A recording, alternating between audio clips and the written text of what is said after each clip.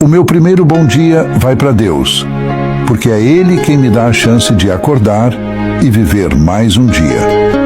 Antes de qualquer coisa, Deus, obrigado por me dar forças para enfrentar os desafios e por me abençoar com a saúde, o ar que respiro e a oportunidade de fazer o bem.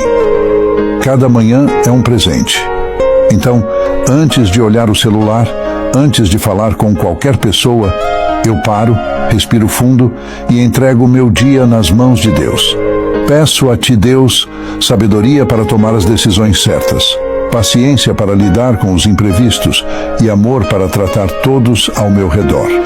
Começar o dia assim, com Deus no coração, me dá paz e confiança para seguir em frente, sabendo que Ele está sempre ao meu lado, guiando meus passos.